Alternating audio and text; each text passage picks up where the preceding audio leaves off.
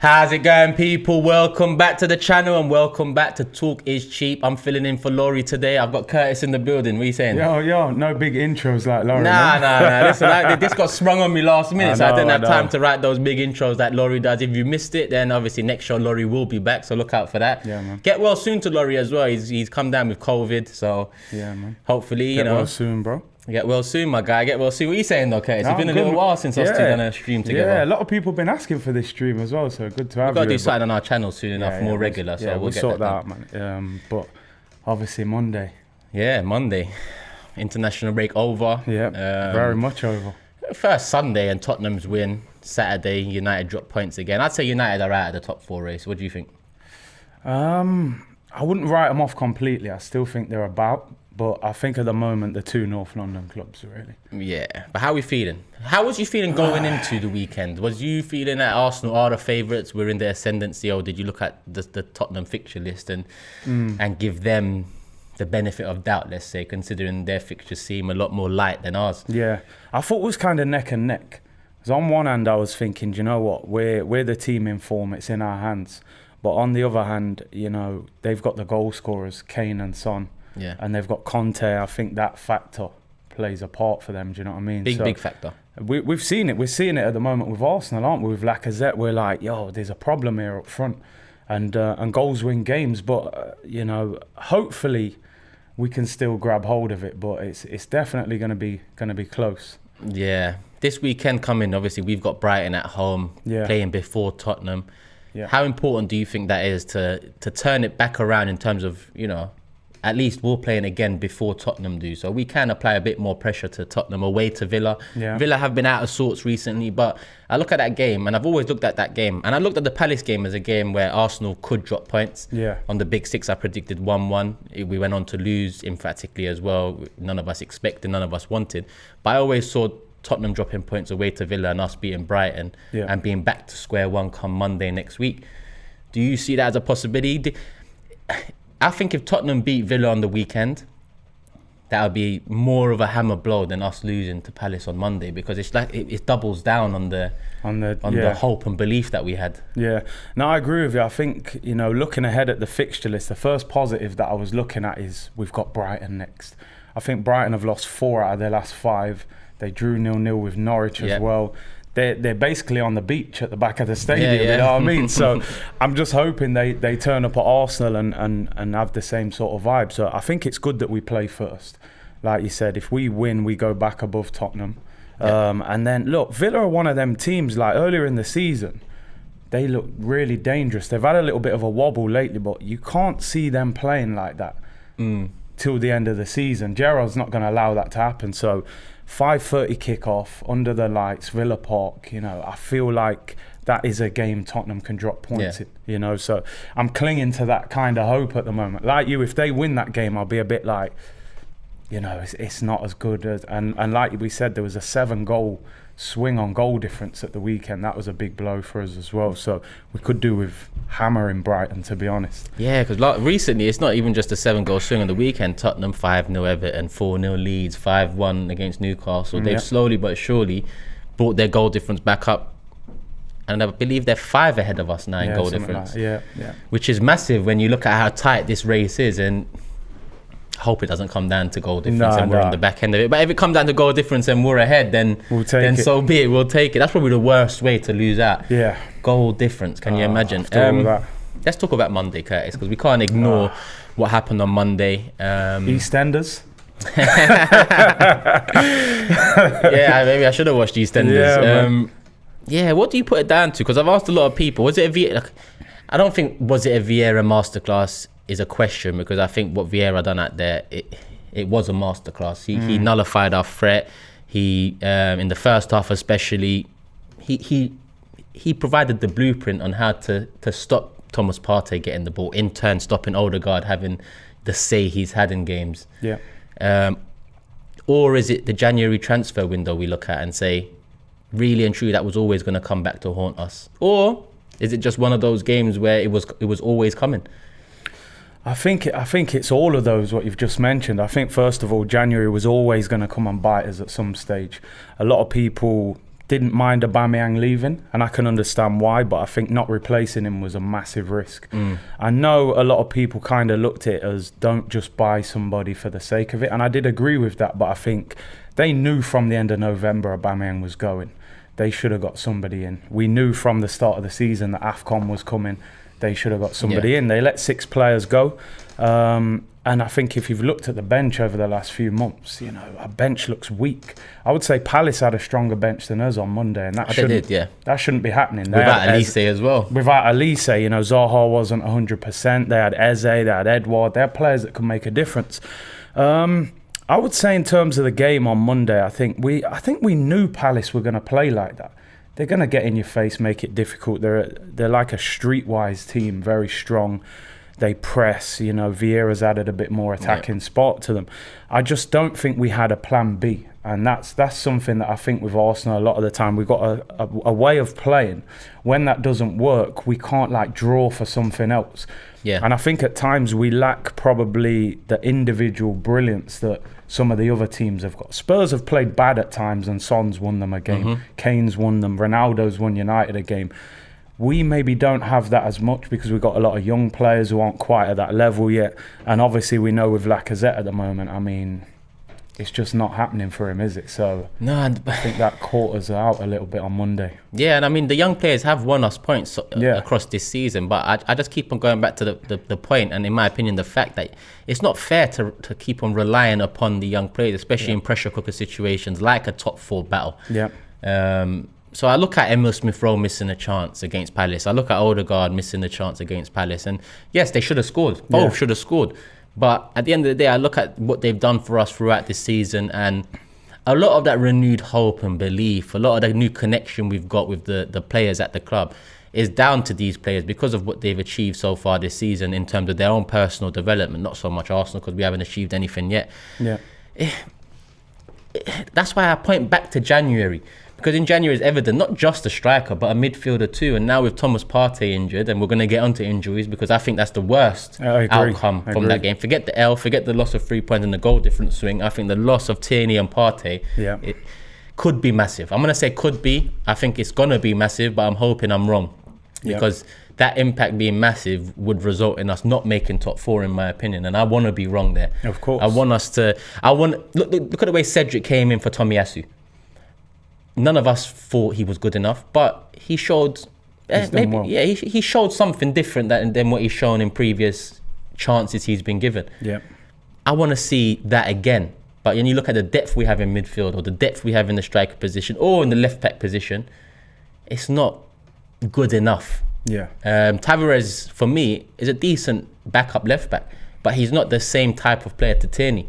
He's not that player that you can trust to slot into a back 3, or you can trust defensively. Whereas Tierney, albeit this season his attacking threat has been nullified due to the system and the tactics and the fact that when Tomiyasu's out, he's the one tucking into the 3 rather than bombing forward.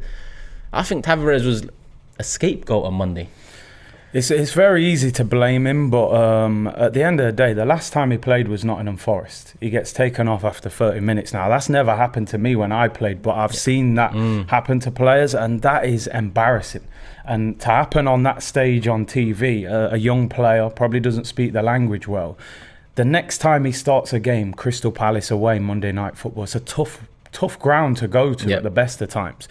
He was exposed. They realised he was a weakness, but as a collective, the whole back 4 didn't play well. So it's not like he was protected and helped. And then the problem is now, Tierney's got injured. So you're then going to have to turn back to the guy that you've just dragged off for the last 2 games and probably say, I need you to step in for the rest of the season now. So it's kind of unbalanced itself a little bit now. Is that what you do? Because a lot of people it's on the big 6 as well. I was asked, what happens now Tierney's out? Do you put Tavares in that position in a back 4? Do you accommodate a bit better? In my opinion, the best possible way to do it would be against the bigger sides away from home. Go to a back 3, put Holding in the centre, Gabriel left side, Ben White right, and then you've got that protection and you can give him that, freedom to attack a bit more. Or do you go Xhaka left back or Saka left back, who's done an more than adequate job in the past? No, for me, do you know what I think?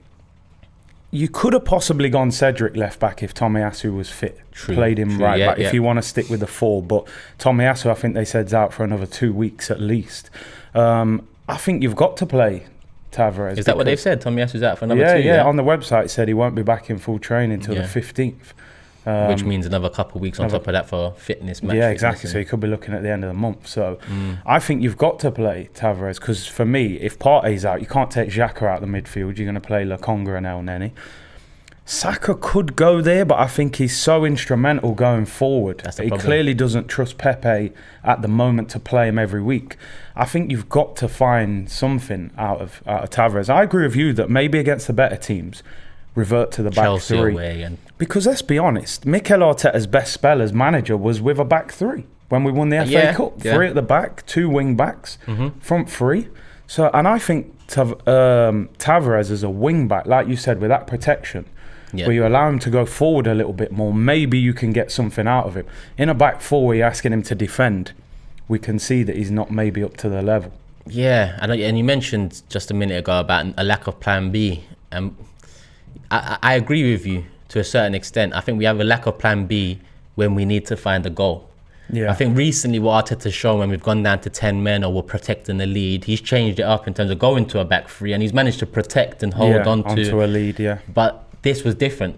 This was when we needed a goal, and the system change didn't yes, we created a couple more chances in the second half, but was that second half really that much of a change in our fortunes to the first half? Or not really, was it? I think, to be honest, like, apart from Martinelli, there was no one you looked at on the bench and thought he's going to really change it. It's been a problem all season. Eddie was half decent actually when he came on, but let's be honest, he hasn't done that enough. You know my problem, again, I said the same thing. Eddie was half decent when he come on, but it's similar to Lacazette coming in for Oba earlier this season. Lacazette provided more than Oba, because if Oba's not scoring, it seems like he doesn't really provide much else. Lacazette was providing the much else, but he wasn't providing the goals. Now, against Palace, Lacazette was poor all round. The link up, the hold up play, all round he was poor. So Eddie coming on, I expected him to show at least a bit of something different. Enthusiasm. But again, it wasn't enough for me to be like, it's time to drop Lacazette for Eddie. Because we're not happy with either of those strikers. For me, I'm going Martinelli up front. Yeah, I think it's time to change it. Listen, he might not have the hold-up play of Lacazette and that, but let's be honest, Lacazette's hold-up play in the last few weeks hasn't been as effective anyway. And I do think there's a potential striker in Martinelli. I think a different kind of striker that can face up defenders, that low centre of gravity, shoots quick. And I would go for him and just because I think Lacazette needs to be taken out. I do. I think he needs a break. He looks shattered every time he plays as well. Which is mad after an international break where... he hasn't been away. I know we had 2 friendlies, I believe, in between, and we've heard he scored a hat-trick against Brentford B, but... he had the best possible, I guess, friendly to have if you're scoring a hat-trick going into this game. But you're right, it seemed like the gas tank ain't there for a 90-minute game. When it comes to 60 minutes, you can see tired legs and out of position a lot. When you need that body in the 6-yard box, 18-yard box, he's very rarely there. Hence why we look at the Palace game, we say Emile Smith-Rowe and Odegaard missed the biggest chances because our striker's never there to be able to even miss or, take his chance. Do you think it's a little bit... because I look at Lacazette and I've been critical of him lately, but at the same time, I think he can't want to play that role. If you're a striker in your 30s, you want to score goals, you want to be on the edge of the penalty area. Sure, is he being asked to do too much by the manager defensively? Potentially, but I kind of look at him as well and think he's had a part to play in changing his game. I think the criticism of Lacazette before this season and coming up to the last year of his contract, especially from me, was you can't rely on a striker who's not getting above 15 goals. And really and truly, I really mean 20 goals. But because he hasn't achieved over 15, that is the limit that I think needs to be broken in order for me to believe he is a striker that can take us forward. Okay, this season he's shown something different. Like you said, his defensive attributes seem to, trump his attacking attributes, which is madness for a striker. But we don't have that goal-scoring winger like a Salah or like a Sterling or like a Mahrez or a Mane, where they're going to get 15 goals and they're going to make up for the fact that, all right, the striker doesn't get as much, but we're going to make up for that. As long as the striker feeds us, creates the space for us. We don't have that yet. Saka has done a great job this season. Martinelli, when he's coming, he's done a great job. Emile Smith-Rowe and Odegaard, they've done, and I think we're very much in agreement that they've shown, you know, great things across the season. Inconsistent at times, but great things. It's only Lacazette that really hasn't had a patch this season where we look at and say, yes, he's got us over the line. Yeah. And yes, I guess the Crystal Palace goal where he got the equaliser was one goal we might look back at if we get top 4 by a point and say, thank God for that. Yeah.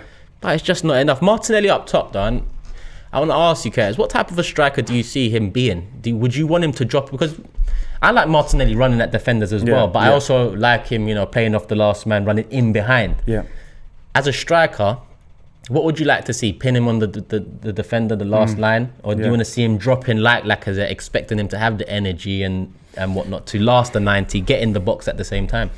I'd play him higher up the pitch. I'd like to see Odegaard with a runner who can run in behind, because if I'm a creative player and I get the ball, I want to see strikers running so I can pick them out. There's times Odegaard gets the ball, Lacazette's behind him, you know, so I don't think you even get the best out of Odegaard. Now, I do agree with you. I like Martinelli out wide at times because he can isolate. We saw against Liverpool, isolated Trent, ripped him up. Against Man City, did the same to Cancelo. I'm more doing it because of the options we've got. If we had a proper striker banging goals in, I would leave Martinelli wide to develop. I just think at the moment our two options are not great, and I think if you play Martinelli on the last defender, that automatically scares the centre-back. This guy can go past me, he's quick. True. He's going to try and shoot, he's going to look for goal. We got Smith Rowe, we got Saka. We'd have a lot of energy in that front line. And I just think we need to offer something different, because I feel like some of these centre-backs are having an easy ride against Lacazette. And, you know, I think they said, 16, 17 games he hasn't scored from open play. Yeah. Last goal was a penalty against Norwich or something. So, and obviously the Wolves goal was an own goal from Jose Sa. It wasn't given to him. So, I mean, 4 goals in April for a guy on 180 grand a week. Yeah, we can praise him for the hard work and that, but I expect that. Yeah. You know, I expect every player to give 100%. So I just think we need to do something different. I would give Martinelli a go through the middle. And that something different has to come from within, because it's not that the window's open, we haven't got a chance to bring in someone, so it has got to come from within. So ideally, let's say against Brighton, Curtis, who would your front 4 be if you're the manager? So let's just say Pepe's fit. So let's say we've got all attacking options to choose from. Who would you go with as the striker and the 3 in behind? I'll go Martinelli up front. Yeah. Odegaard in the 10. Yeah. I'll just go Saka, Smith Rowe. Okay. I mean, look, I like Pepe, and I think Pepe's got a role to play this season. Yeah. But I feel like the way Arteta's using him, he's going to be more of an impact player. He's just been ill as well. I don't know whether it's COVID or just he's got a flu or whatever, so he may not be 100% this weekend. Smith Rowe wasn't great against Palace, but at least he's got them minutes under his belt. At least he got in goal-scoring situations. Yeah. I think he's still our top scorer, isn't he, as well? Yeah. Well, so, joint with Saka, maybe 9 each, I think. We're in the league anyway. So I think I would go with them. And then you've got Lacazette, you've got Pepe, potentially to come off the bench. So, yeah, I'll try something and different. Brighton's one of the teams at this moment in time, look at their form, it's probably the team to try it against a bit confidently. Because we should win, even if you do test that out. Yeah. You know, we still should win. And, you know, worst case scenario, Lacazette has to come off the bench, revert to type A, and then we see over the line, innit? Don Robbie's desk there with the super chat says, completely right. We don't get the best out of Odegaard. He has great vision, but you need people to be making those runs. Lacazette is too static. You know what? You're right with that Odegaard point. Because anytime Odegaard gets the ball in that final third, he actually wants to take one touch, and he looks up to see if his next touch can be a pass. Yeah. And that's how quick the game has to move in order to pick off spaces. If that first touch doesn't result in the second touch being a pass in behind, teams can get back in. Maybe that runner that was attempting, he gets caught offside and so on. It needs to be meticulous. And Odegaard is that type of player that he needs. It's similar to Ozil in a sense where, you know, he needed the runners off him. And that was a big gripe of Mesut Ozil's over time. We wasn't really adequately supporting him enough around. Do we just need a runner as a striker? Do we need 2 strikers come summer? Because we lack a plan B. You mentioned bringing Martinelli and giving him a chance. But we've got Eddie and Laka, both coming to the end of their contracts. We've got Balogun on loan. Yeah. How do you see the striker situation shaping up next season? Who would be your 3 strikers going into next season? You don't have to name names, but you could be 2 signings and Balogun third choice, or would it be 2 signings and Lacazette third choice? How would you do it? I mean, first of all, I don't think Lacazette would stay if he wasn't maybe 1 or 2. I mean, me personally, I would let Lacazette and Eddie Nketiah leave this summer. I agree. Because Laka, for me, hasn't done enough to get that wage again. And Eddie's not up to the standard. Balogun, for me, I've watched him a few times for Middlesbrough.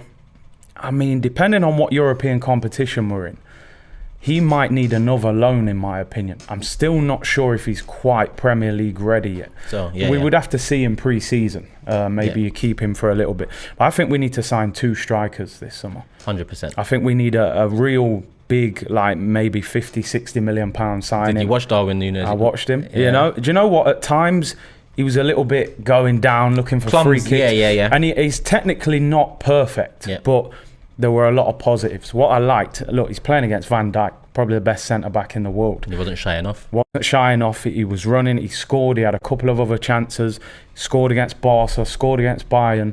22 years of age, 23. And he's big, but he's got a bit of pace. Yeah, he can move as well, you know. Uruguayan, that South American. I like the look of him, I got to be honest. I would take him and then maybe get someone else who's a bit cheaper who we can use as an impact. So for me, 2 new strikers in the summer. Balogun, maybe give him pre-season, or you could maybe use Martinelli as the 3rd striker if he didn't play out wide. A few names coming up in the chat. Tony, I think maybe as a backup plan B, that would be a good option. Osimhen as well. I guess with Osimhen, it's a case of Núñez or Osimhen, because we're looking at them as a starting striker. There'd be 2, you couldn't get both at the price they would cost. Yeah, someone said Núñez is going to United. I mean, United ain't even got a manager at this moment in time.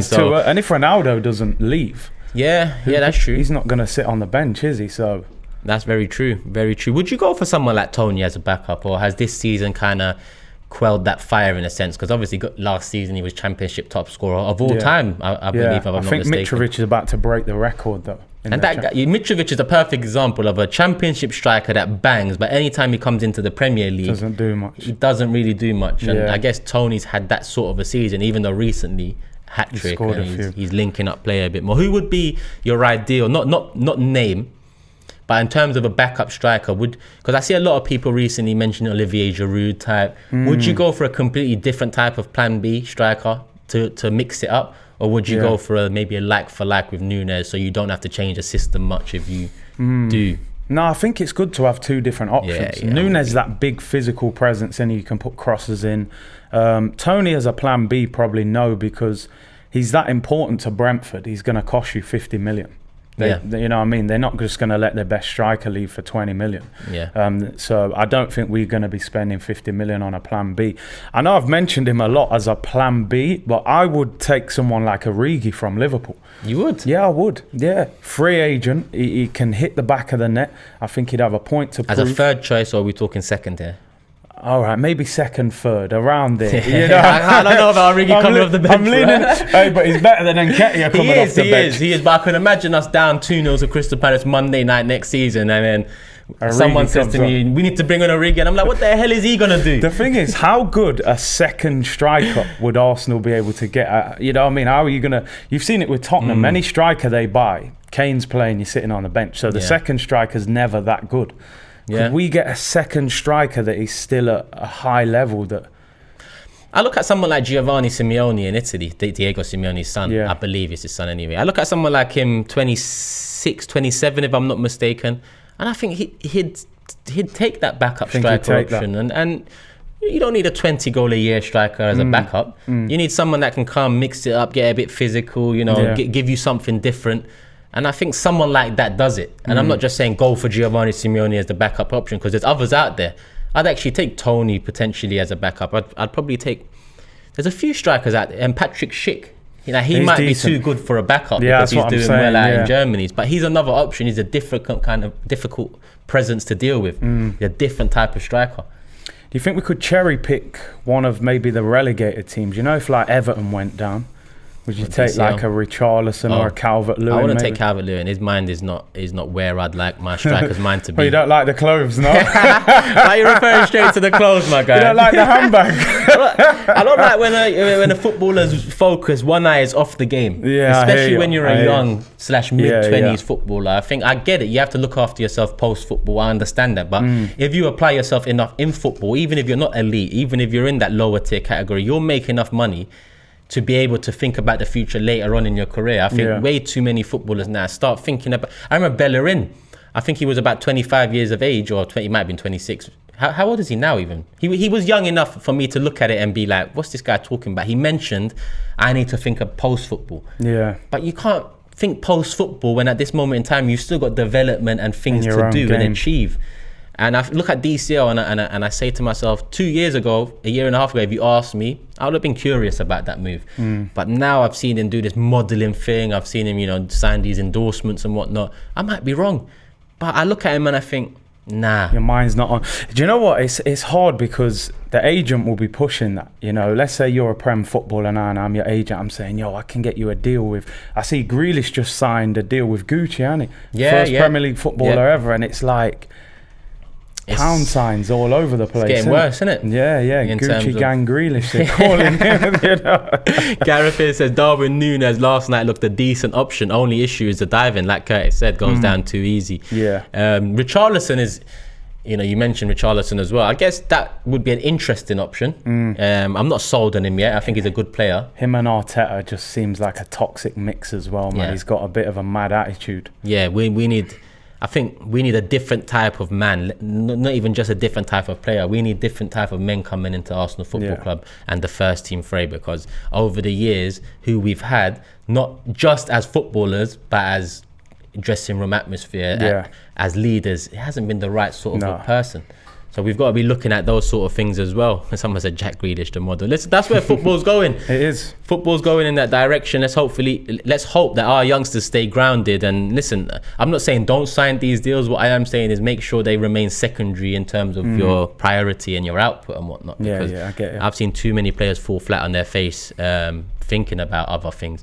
What about midfield? What are we going to do with Thomas Partey injured? Because we've talked about the defence and the options we have there. We've talked about the striker and situation. Yeah. Let's get into Thomas Partey's injury and what we do in that middle now. I mean, that's the right answer. Do you know what? This one is like, oh man, he's just hit probably the best spell of form he's had all season. They've now put this report in The Athletic saying he was really tired when he came back from international duty, 2 big games, a lot of travelling. You know, was he fit enough to play? I don't know. They would have obviously taken a chance and played him because he's so important. And then he gets the injury. Apparently it's a thigh injury. It's the same one that he injured before. Yeah. I would imagine he's going to be out for a couple of weeks at least with a muscular injury problem. It's a massive blow. I think he's one of our most important players when 100%. You look at our midfield. And then what do we go for? Do you go Xhaka or El Neni? Both experienced, work hard. Do you go for Lokonga, who looked a little bit out of his depth? Yeah, before. So I don't even know who you put in that midfield. I reckon... Do you stick with a 3 in the manner he's been playing it and deploying it recently, where Xhaka's... Yeah, exactly. Do you stick to that, or do you maybe go back to a 4-2, 3-1 in order to protect... I think when we're playing the Chelsea's, Man United's, if you got Xhaka in there by himself, he's going to get overrun. Yeah. Maybe if you're playing Brighton, you can play him by himself and you can maybe then play Odegaard and Smith Rowe or something different. But I think if we was playing the better teams, you've got to put that protection next to him. So I don't know. Whichever one you choose, it doesn't fill you with enthusiasm, El Neni or Lokonga, let's be honest. It doesn't. I'm trying to think about what I'd actually do, but I'd probably stick to the 2 8s in order to give the opposition something to worry about. But at the same time, that one man that's left... And it's Granit as well, who's not the most mobile. Maybe Lokonga has to do that job. I think we got to look at it and think, you know what, El Neni's leaving in the summer. Yeah. At least with Lokonga, we see him as a long-term player. He's a Belgium international. Sometimes it has to be sink or swim. You know, are you good enough? Well, go and prove it. You know, go and play next to Granit and see what you can do. Hopefully, Partey's only out for a couple of weeks, and Lokonga, I think we've got Brighton, then we've got Southampton, then I think it's like the Chelsea, and that's when it all gets Chelsea, a bit mad. United, West Ham. Yeah, so if we can get Partey back for them games, but we're just waiting on the news, man. Hopefully it's not. The way he pulled up, you know that's 2 weeks minimum. Minimum. Muscular pull, even if it's, you know, a small strain, it's 2 to 3 weeks. So you need to protect him. Yeah. JD says Basuma and Tielemans for 40 million each needed ASAP. Who would you go? We talked about striking options. I think we need 2 strikers. I think we need 2 midfielders as well, considering El Nene is probably bouncing and Xhaka gets sold. That's still, Mourinho. Yeah, let's see if Jose goes back in for him. In terms of midfielders, who are you looking at out there? Maybe names or profiles that you'd bring into. I think we need 2 different types of midfielders. I think we lack goals from midfield, so I'd like a midfielder that can maybe go and join in and chip in with a few goals. Would Ruben Neves fit that profile, or does he not get enough goals for you? He would probably be the other kind of midfielder that I would go for, though. Maybe a deep lying playmaker that's a bit more comfortable on the ball. I do like Ruben Neves.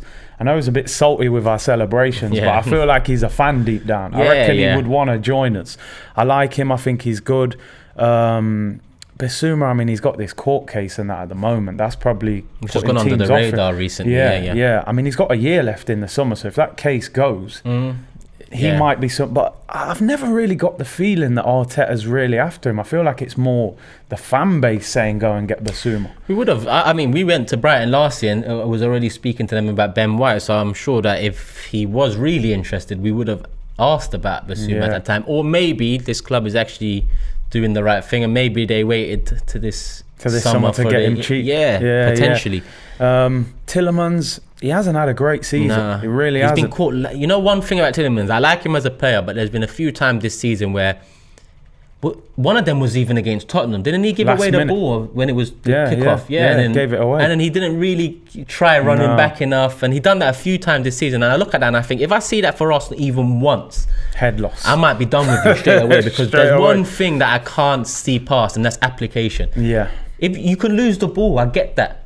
But obviously, don't lose the ball too much, because over the years, then you'll be labelled someone who costs us. But you can lose. It's natural. We're all humans. Listen, footballers make mistakes. Lose the ball, one thing. But not trying your hardest to either get the ball back or get back into your position and help your team. I can't see past that. And those moments for Leicester, I look at and I think, I like you, Tielemans, and if we do end up bringing you in, I can't see any of that here, because for a top-level club, you cannot afford any of that. Yeah, I agree. I mean, listen, I would take him. I would take him if we could get him, but like you said, he needs to cut them mistakes out. I think Wenger tried to buy him when he was at Monaco earlier on. So, but listen, I think there's options out here. They were talking about Fabian Ruiz from Napoli. He's got a year left. He's a good player you could get. I think a lot of what we do this summer, it just depends what competition we're in. You're in the Champions League, all of them midfielders want to join us. Yeah. If we're in the Europa League, Tielemans will say, let me see who else wants to sign me first, and if I can't, then maybe I'll go there. So, and you don't want that type of mentality. And you don't want that. No, you want people to want to come here. Yeah. But there's options out there. Definitely. Got a couple more here from Tucky. Says Renato Sanchez, Ward-Prowse. I've always liked Renato Sanchez. It's just the injuries. I think he's been injured this season as well, muscular injury as well. But he is a good player. He's done well. Ward-Prowse, again, he's another one. I got to be honest. I always used to look at him as just he's a set piece merchant. Yeah. I actually do think he's improved. I like Ward-Prowse. I like him, and he does work hard. Yeah. He ain't gonna shy away. He would be expensive, I think. He signed a new deal last summer. Yeah. Southampton fan, captain. What they're gonna ask for? 40 minimum, I would say. Minimum. But something we do lack is a set piece taker. Both corners, free kicks, and so on. Yeah. And he brings that in. He's English, which adds to the homegrown quota. I'm not too sure where we stand with that at the moment. Probably in good stead, considering a lot of young players at the side. Yeah. But I look at Ward-Prowse, and even last year I said, that's someone before he signed the contract potentially you go for. I think he's decent. So do I. The set piece thing, like you said, at one point I thought, is that all he brings? Yeah. But I've seen him improve. I've seen him have an impact in games. And one thing about him, we just talked about Tielemans and application. Ward-Prowse, you cannot deny that every single game he gives 100. He does. Whether that's because he loves Southampton or not, whether he moves on and he loses that's another debate to have. But I think depending on our homegrown quota, I think Ward-Prowse is one to potentially look out for. But like you said, Fabian Ruiz is another one. There's a few contracts are coming. Where's Kessie going? Has it been He's announced? going Barcelona. Okay, I think they've already signed him on the pre-contract. And there's a couple more. Was it Kamara as well? That his contract's up in this summer? Is that Marseille? Yeah. There's a few good players out of contract this summer. Yeah. In different positions. I know they were talking about Dybala and Dembele at Barcelona, although he might sign a new deal. But again, if you're in Champions League, you can drop a little contract offer on some of these players. But if you're not, And our wage structure is in such a great position at the moment. Beautiful right now. We must be able to offer decent terms to entice. Because let's be honest here, Champions League is one thing, but you know the money makes up for potentially not being in there. You look at some of the signings we've made over the years, and some of the biggest signings we've made have come whilst we were in Europa League. Yeah, because we had the bag. Yeah, exactly. And we just got rid of Aubameyang, Ozil. There's got to be nearly £1 million maybe in wages. Kolasinac, you know, probably more than that. Probably more. I can't lie. The amount we've stripped down for over the last year and two, it's been mad. There was a name here. Let me just see if I can bring it back up. Phillips from Leeds. He's kind of quieting down this season. Yeah, I mean, Leeds have struggled this year, and he's been injured for a while. I thought he had a decent Euros, to be fair. Yeah. Again, he would be expensive. I think they turned down a big offer from West Ham in January for him. They offered a big, I think 40+ million for him. So again, though, if they get relegated, you're picking him up for maybe 25-30 million possibly. So potentially McGinn's another one that I remember. I've watched him over the years, and I thought that's the type of attitude I need in this team. Obviously we're in a different place at the moment. Would you be interested in a McGinn type of? I like him. He is good. I know they haven't been as good this season, but you know there's loads of options out there, and obviously is he left-footed as well? Left-footed, so he could maybe go into that Granit Xhaka role, kind of. Yeah. What about Paul Pogba? Listen, I said this, and this caused a lot of debate. I said this on one of my shows. Listen, if he was willing to stay in England, because you know, and he's another one who said, grew up an Arsenal fan, loved Thierry Henry. I mean, listen, I'd make him a contract offer. The only problem, he's going to want massive wages. Raiola, innit? That's free the biggest agent issue. Pogba, he's going to ask for 400k, I reckon. Well, that's what it seems Man United offering 500, and he doesn't look like he wants to stay. Yeah, well, maybe. Listen, clubs have had more money than sense over the years, especially Manchester United. Maybe Pogba has to make a decision now. You know, is it the money he wants for his final contract, or is it to turn around people's opinions? Because already, I'm looking at the chat. let me just get a few comments up. Big up Dupe. He says no way. Pogba is washed. No Pogba. No on Pogba. So already you can see a lot of people saying no. But Pogba on his day, and don't get me wrong, he hasn't had many days over at Man United, but on his day, you're talking about a world beater. There was times where it was Pogba or De Bruyne. You know, obviously the last couple of years has kind of quelled that argument. But if he is willing to turn around fans and people that are reacting like this to him, like he's done, he's washed, he isn't the player that he was when he went into Man United, then that is a perfect type of player to get in the time we're in at Arsenal Football Club. But it all comes down to his mentality, and would he switch off after a few poor results like it seems like he has done at United? If I were to offer you Pogba this summer, he will be coming through the door, Curtis. Would you take him?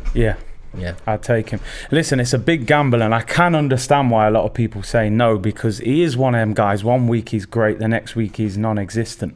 But that kind of ability and talent on a free, I think sometimes you do have to take a chance on someone and hope that a new environment, a new manager, a new dressing room, Partey does a lot of the dirty work. At Man United, you're playing with McTominay and Fred, man. I mean, them man are not great midfielders.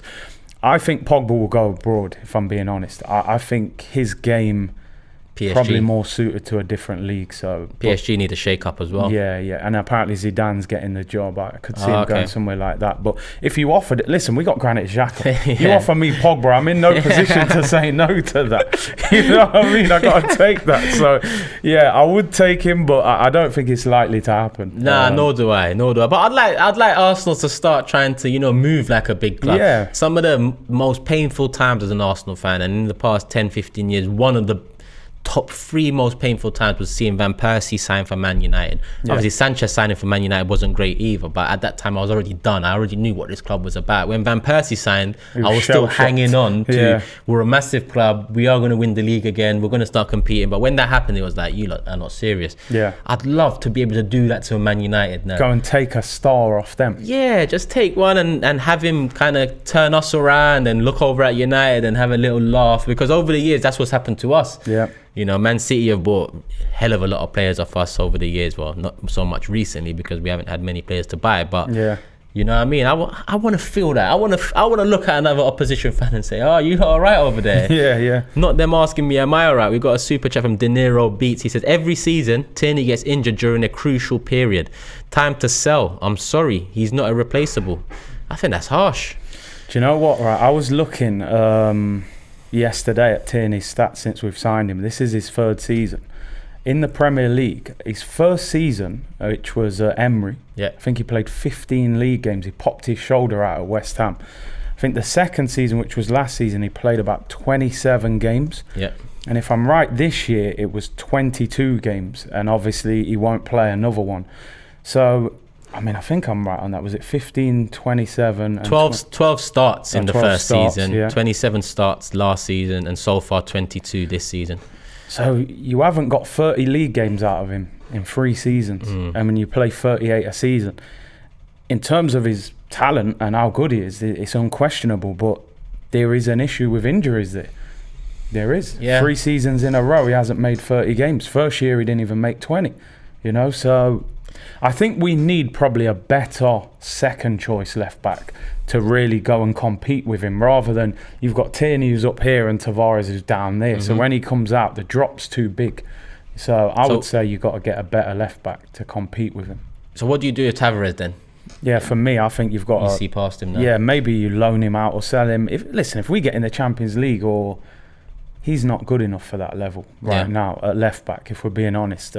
Listen, he's a young player. Maybe you loan him out, he develops, comes back in 12 months, but I think Arsenal got to sign a left back. You know why I'm vexed as well? Going into the Palace game, in my mind, I never said it, so I didn't jinx it, but in my mind I was thinking, Tierney, because I called for him to be captain once the whole other stuff happened, and one of the things against that, a lot of people were saying, he can't stay injury free, he misses a lot of games. From that moment up until just before the Palace game, I thought about it, because when there's international break you have time to think, and I thought he's managed to stay fit ever since then.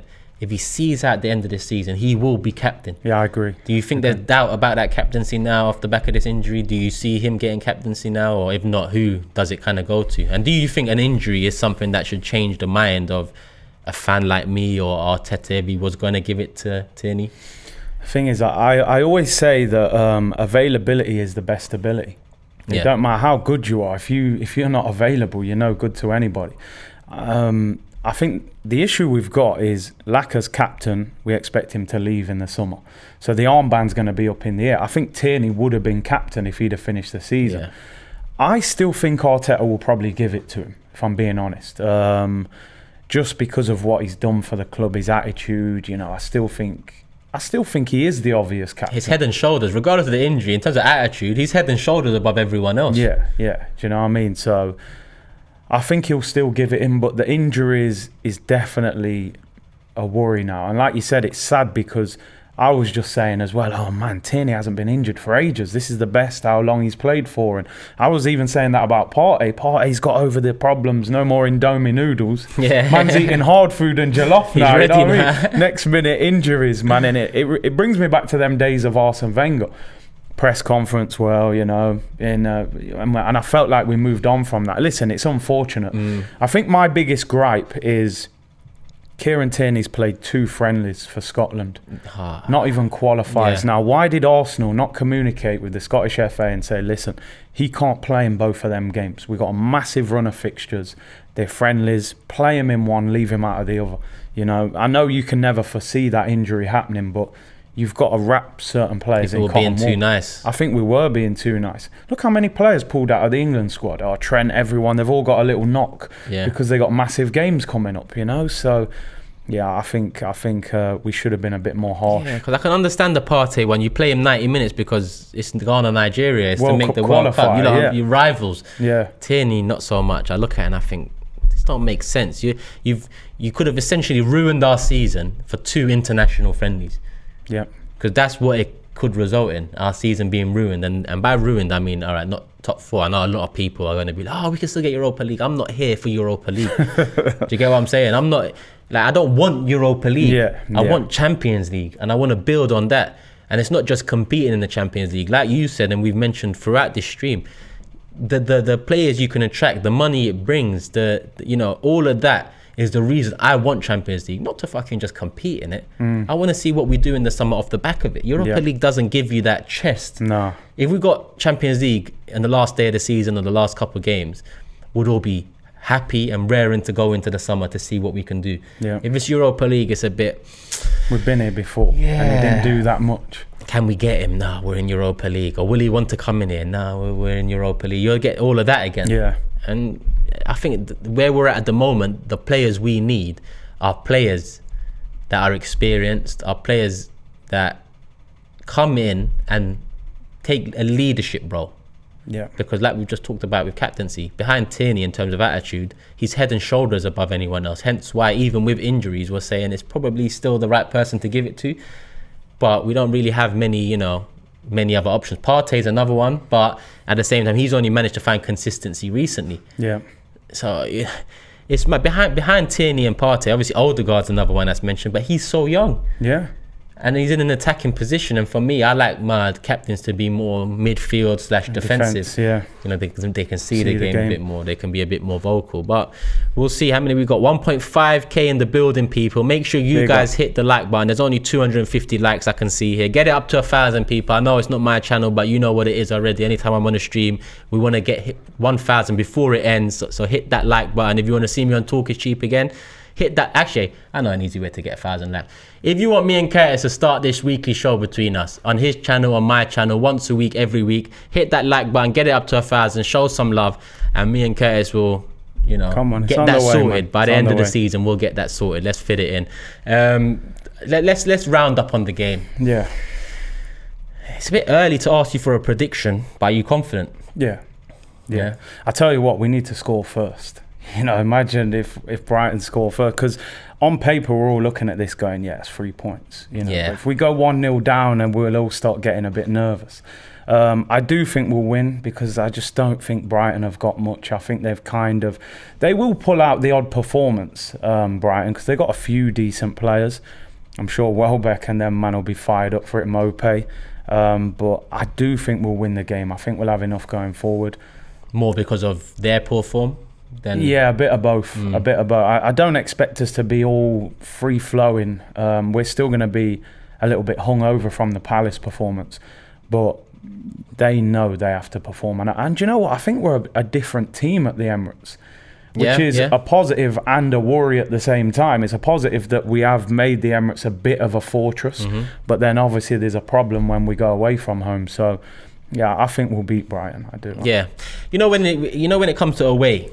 I think that's when your young average age kind of gets exposed a bit more. And you could see it on Monday a bit with the maturity of Crystal Palace's performance, and not so much physicality, but it wasn't men against... At times it felt like men against boys. At times, but even though on paper it's not, because Palace actually have a few young players in their squad as well. Yeah. But that, you know, when you're away from home, you need more of the experience. Stand up and be countered, innit? Yeah. Fully grown man to, you know, help protect the young ones and get them over the line. And that's probably part of the reason. Away from home, you need that clinical striker that if he's given a sniff, he'll bury it. Yeah. You know, Emile Smith-Rowe has been that for us this season, and Saka at times too. But it still comes down to the striker. Don Arsenal says he loves this combo. Brighton's lost 6 and drawn 1 in the last 7, and that draw was a 0-0 to Norwich at home. No excuse. At home. Beat 'em. So yeah, let me see what the chat's saying before we call it. GOAT duo, come on Andrew, love for the love, people. Stewie says season over. Wow. We are two of the most, we have been two of the most critical Arsenal fans over the years, and rightly so. You know, you look at the way Kroenke's run this club, and you look at some of the finishes we've had and the decline. Yeah, it's very understandable. Do you sit here feeling like the season is over, or do you think there's still more twists and turns to come? Nah, the season's not over. We're level on points. It was a bad week. Yeah. There'll be loads of twists and turns, man. You look at the fixtures, it'll go right down to the wire, in my opinion. It was just because we'd had such a good run of form prior to the international break. When you sit down for 2 weeks, you think, man, I can't wait for Arsenal to come back. And then to see a performance like that, it shell-shocked me a little bit as a fan, like, raw.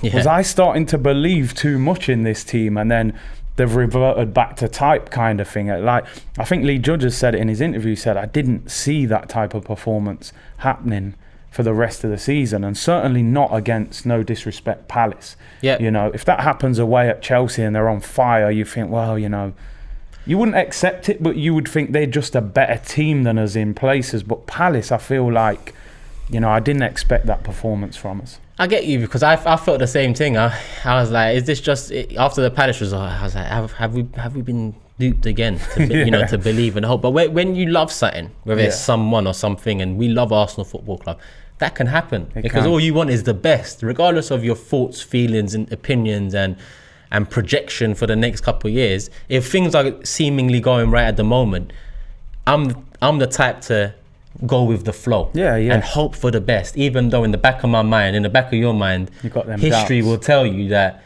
don't jump the gun. And I don't think we jumped the gun, because even me and you going into this business end of the season, we said there's still a lot of work to do. We need to, you know, build a little gap so those games in hand, or that Chelsea away or the Tottenham away, are not as important as they could be. Yeah. But that Palace loss essentially has set up Chelsea away as a massive, massive game. In turn, Tottenham away. Yeah. It doesn't look like Arsenal can go into that Tottenham away next month without needing to take something from that game. Yeah. Whereas that loss to Palace has probably given Tottenham that light that they could get to that position, not needing a win. Yeah, and that's my worry. Yeah. So hopefully, off the back of that Palace, we do one of the big boys like Chelsea. Well, Man United, they're not really big boys this season, but you still got to get the job done.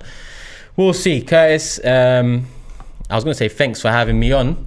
It is your show. So I am going to say thanks for having me on. Yeah, I know I took Laurie's role today, but hosted it well, love bro. Curtis, Pleasure. man. People out there, love for the love we've hit. We're coming up to 500 likes. Get it to 1,000 likes. I'm going to check this in the next couple of hours. I want to see it at 1,000 people. Hope you guys have enjoyed. Make sure you leave your comments in the comment section below. Who you going for striker this summer? Who you going for midfielder? What would you do in the next coming weeks? And let us know your general thoughts and feelings. Is the season over? Is there more twists and turns to come? Are you as optimistic as you was before that Palace game? Please let us know. Hit the like button. Love for the lovers always, people. Peace. We're out.